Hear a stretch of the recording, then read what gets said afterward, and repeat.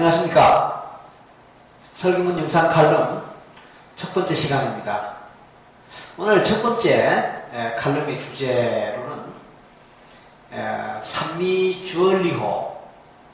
산미주얼리호에서 석방되었던, 풀려났던 우리 선원들 여러 명 있는 거 다 아시죠? 최근에 TV를 통해서나 신문을 통해서 그 내용들 잘 보셔서 아실 것입니다.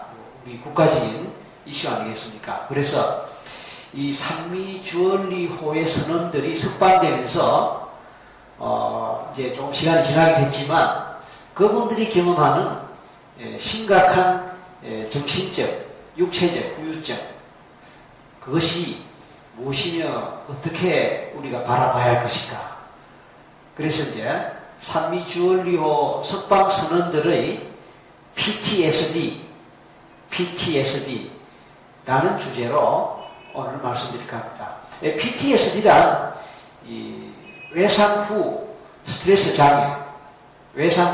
장애라는 말로 표현됩니다. 그러니까 오늘 주제는 이 산미주얼리호 석방 선원의 외상 후 스트레스 장애에 대한 것이 되겠습니다.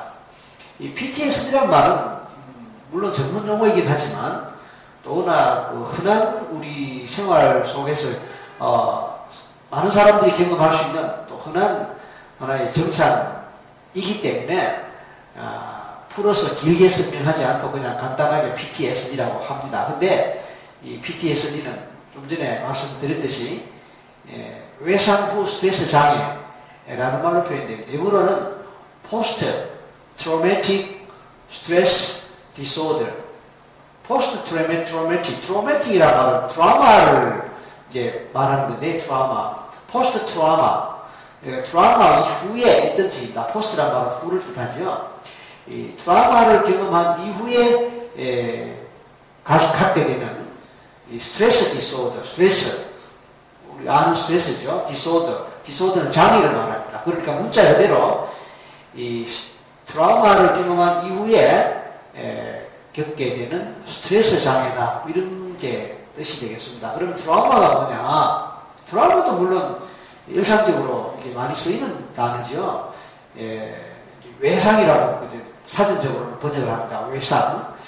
외상이라고 그러면 이제 또 모르는 분들은 이제 몸에 난 상처를 외상이라고 생각을 할 수도 있는데, 심리적으로는 마음의 상처를 말합니다. 마음의 상처.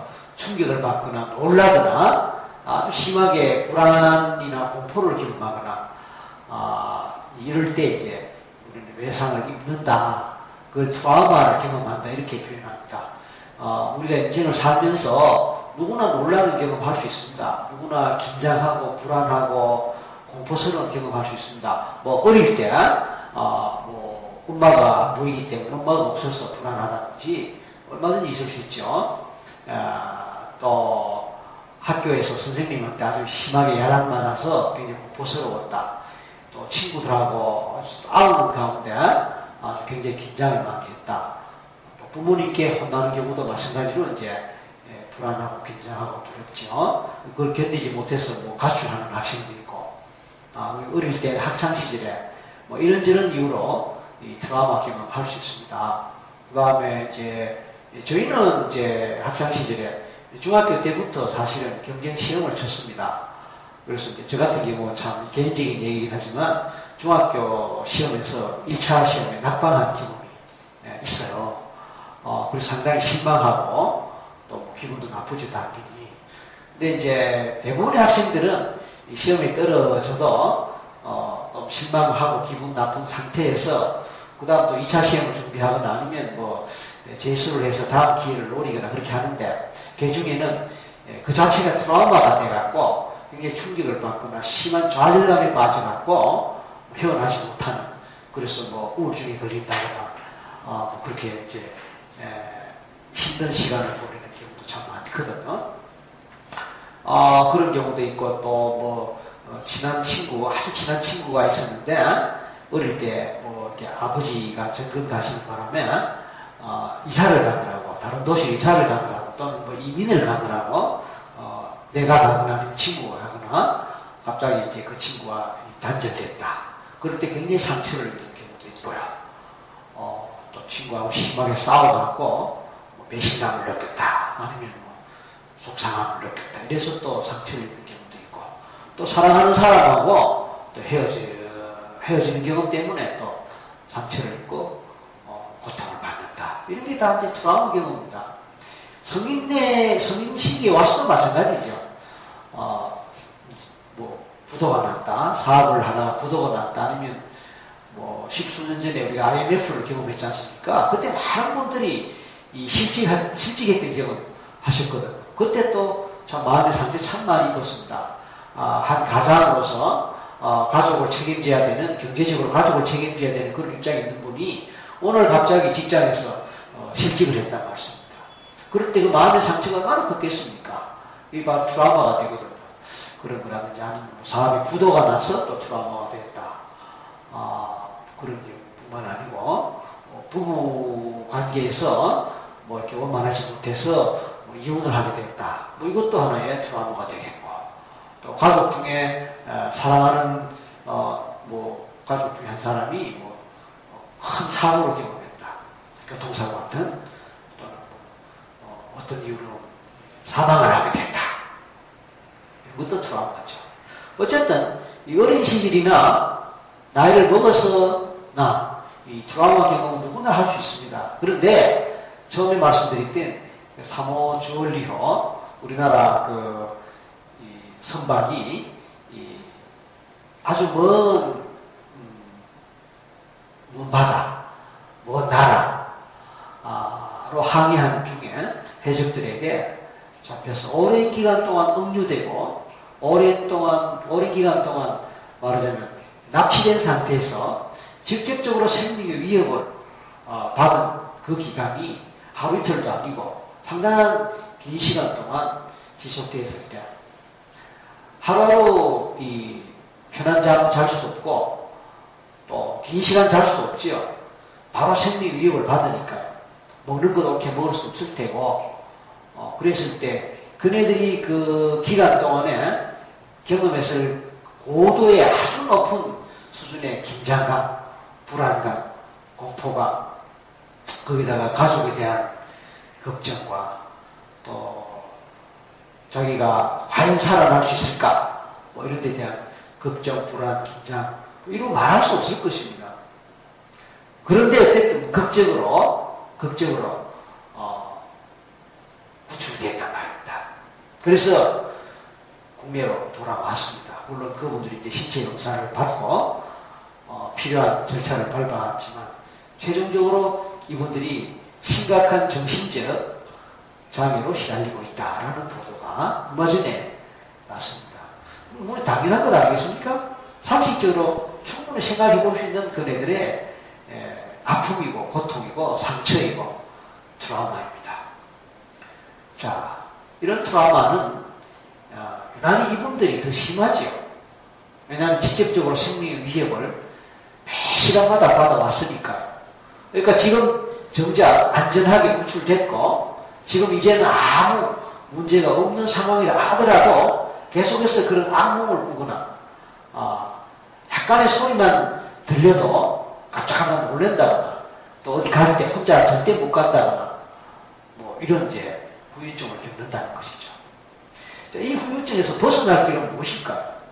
이 후유증 결과로 심한 우울증이나 좌절감이나 아니면 무력증 이런 등등으로 고통을 겪을 수 있습니다만은, 사실 이 모든 것들은 무의식에서 일어나는 것이고 무의식에 저장되는 것입니다.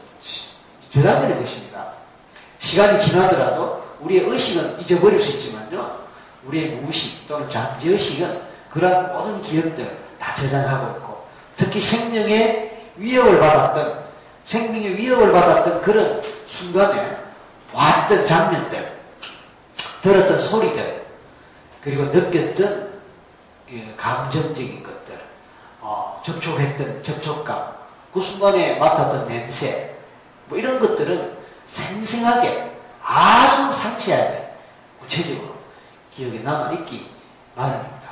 여러분들 개인적 경험을 생각해봐도 마찬가지일 거예요. 아무리 사소한 경험이라도요, 어떻게 긴장을 했거나 불안했거나 했던 그런 이 경험이 있을 때에 그 순간에 그 장면, 그 순간에 들었던 그 소리 그대로 기억이 되는 부분입니다. 이걸 이제 이 NLP 용어로서는 앵커링이라는 말로 설명합니다. 앵커링.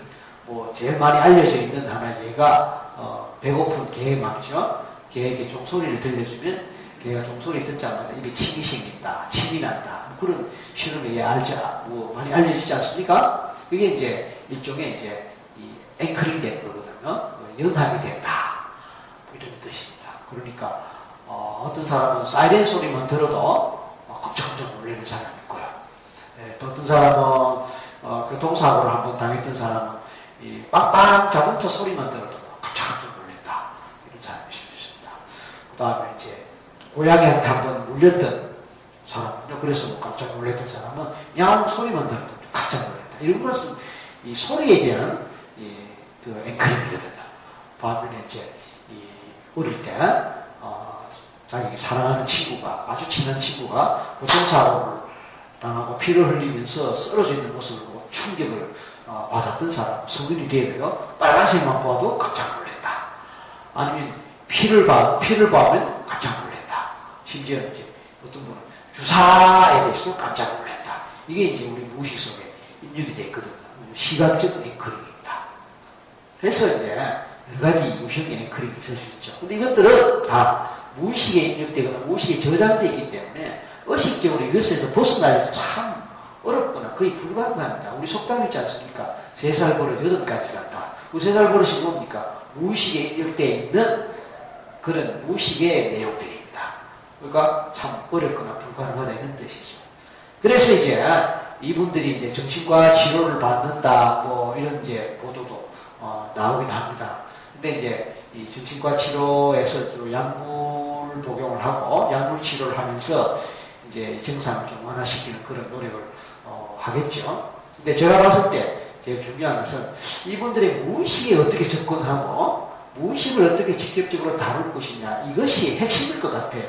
그래서 저희가 말하는 그 트랜스 경험, 트랜스를 통해서 뭐 최면 경험을 하든지 아니면 NLP를 통해서 어쨌든 무의식의 어떤 내용들을 직접적으로 다뤄가지고 말하자면 그 과거 기억들의 내용들 중에서 핵심적인 내용들을 찾아내서 그 부분들을 치유해주거나 또는 그 경험에서 과거의 경험에 대한 기억에서 좀 멀어지게 하거나 벗어나게 하는 그런 방법들과 원리들을 적용할 때에 제대로 이분들이 그 PTSD 경험, PTSD에서 벗어날 수 있지 않겠느냐, 트라우마 경험에서 벗어날 수 있지 않겠냐 그런 생각을 해봅니다. 이 짧은 칼럼이기 때문에 뭐 길게 복잡하게 설명하기는 어렵습니다. 다만 이분들의 아픔에 대해서 참 우리가 함께 같은 마음으로 유로의 마음을 전해드릴 필요가 있을 것 같고 누구나 경험할 수 있는 그 트라우마 경험 이럴 때에 우리가 기회가 된다면 무의식 차원에서 그 트라우마 경험을 좀 처리하고 그것에서 벗어날 수 있는 좀 기회를 가질 수 있으면 좋겠다라는 생각을 해봤습니다. 오늘은 이 사모 주얼리 석박선언들의 PTSD 문제에 대해서 생각해봤습니다. 이상 서리문 영상 칼럼 제1편 마치겠습니다. 감사합니다.